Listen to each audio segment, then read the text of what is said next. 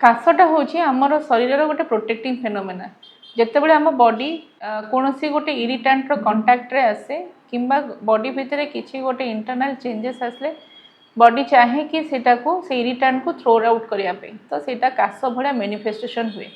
କିନ୍ତୁ ଏଇ କାଶ ଯେତେବେଳେ 8 ସପ୍ତାହରୁ ଅଧିକା ଲାଗି ରହେ ଦେନ୍ ୟାକୁ କୁହାଯାଏ କ୍ରନିକ୍ କଫ୍। କ୍ରନିକ୍ କଫ୍ ଗୁଡ଼ିକର କାରଣ ବହୁତ ଗୁଡ଼ିଏ ଥାଏ।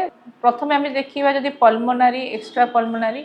ପଲ୍ମୋନାରୀ ମୋଷ୍ଟଲି ଆମର ଇନଫେକ୍ସନ୍ ପାଇଁ ହେଇପାରିବ, ଶ୍ୱାସ ବା ଆସ୍ଥମା ପାଇଁ ହେଇପାରିବ, COPD ହେଇପାରିବ, ଆପଣଙ୍କର ଆଲର୍ଜିକ୍ କଫ୍ ବି ହେଇପାରିବ, କିମ୍ବା ଆପଣଙ୍କର ନିମୋନିଆ କୌଣସି ପ୍ରକାର TB ଇନଫେକ୍ସନ୍ ହେଲା ସେଇ କେସ୍ରେ ଆମର ପଲ୍ମୋନାରୀ କଜ୍ କୁହାଯାଏ ବା ଲଙ୍ଗସ୍ ରିଲେଟେଡ୍ କଜ୍ କୁହାଯାଏ। ଏକ୍ସଟ୍ରା ପଲ୍ମୋନାରୀ କଜ୍ କ'ଣ ନା ମୋଷ୍ଟଲି ପୋଷ୍ଟ ନାସାଲ ଡ୍ରିପ୍ ବା ଯାହାର ଆପଣଙ୍କର ମେନଲି ଇରିଟେସନ୍ ହେଇକି ଆମର ନାକରୁ ଇରିଟେସନ୍ ହେଇକି ଆଲର୍ଜି କଫ୍ ହେଇକି ଆସିଲା।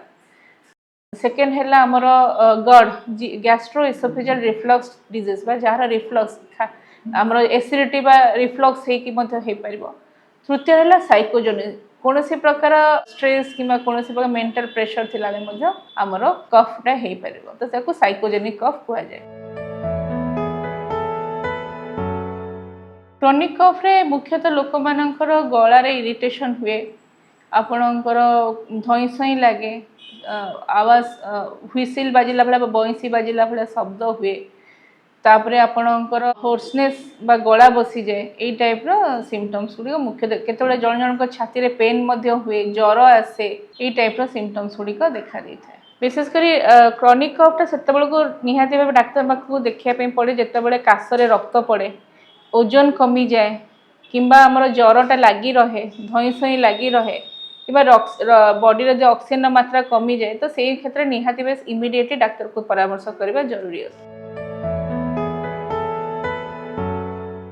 क्रोनिक कफ टी लगी रहा आम इभालुएट न कले डेफिनेटली से सिम्पटम्स गुड़िक बढ़ो, अलग ऑर्गन गुड़िक आफेक्ट हो, इन्फेक्शन हुए तो अलग ऑर्गन को इन्फेक्शन बढ़ो, आस्थमा हेले सी आमर बेले बेले आईसीयू पर्यंत एडमिशन दरकार पड़ जाए, तो निहाती भाव क्रोनिक कफ को आमको इभालुएट कर ट्रीटमेंट करने पड़ पारे।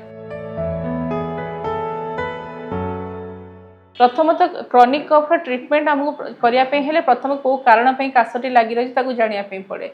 जमी मन कर गोटे पेसेंट आस्थमा कि COPD रही तो से केस आमको ब्लड टेस्ट, कफ टेस्ट, आपणकर एक्सरे, स्पायरोमेट्री, फेनो यही सब टेस्ट गुड़िक करके आम प्रथम आस्थमा डायग्नोसिस करूँ, देन ताकू स्टेजिंग करके से अनुसार ट्रीटमेंट दो। मन कर जो काशटी 2 सप्ताह अधिक लगी रहा आमर एक्सरे कि कफरे आम TB जीवाणु आसता, तो निहाती भाव तार ट्रीटमेंट आमको एंटीबायोटिक देवाई पड़े। निमोनिया से भाई आम एक्सरे ब्लड टेस्ट द्वारा भी जना पड़े, एंटीबायोटिक द्वारा ट्रीटमेंट कर जाए। केतरा केस मन कर जो साइकोजेनिक से केस साइकेट्रिक काउंसलिंग करने पड़े, आपणकर पोस्ट नाजल ड्रिप हो कि एलर्जी है एलर्जी ट्रिगरिंग फैक्टर गुड़िक अवॉइड करके एंटी एलर्जी ट्रीटमेंट देवाई पड़ो। लास्ट है पोस्ट आमर GERD जहाँ रिफ्लक्स अच्छी गैस्ट्रिक गैस्ट्रोलोजी पाखे इभालुएसन करके से रिफ्लक्स को आमको कंट्रोल करने पड़े, तो जो कारण से अनुसार ट्रीटमेंट कले आमर रोगीटा भल हो पार। क्रोनिक कफ को अवॉइड करने किसी प्रिवेंटिव मेथड आम घर हिसाब से करमती घरे ट्रिगरिंग गुड़िक फैक्टर गुड़िक अवॉइड करवा, जमी मन कर जो मशा धुआं, धूपकाठी युड़ी को आम देला बेलू घर को भलसे वेल भेंटिलेटेड करवा, घर वातावरण को सफा रखा सो दैट इंडोर पॉल्यूशन जमी हम ना।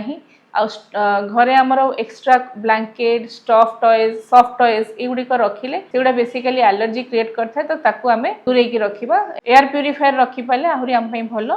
ता छड़ा जदि गोटे लोक अफेक्टेड होउची देन आमको स्टीम इनहेलेशन, गार्गलिंग ए टाइप मेथड भी आम ऑप्ट करने जदि इनहेलर लगुच तो रेगुलरली इनहेलर एंड इनहेलर गुड़िक नापे एडवाइस करवा।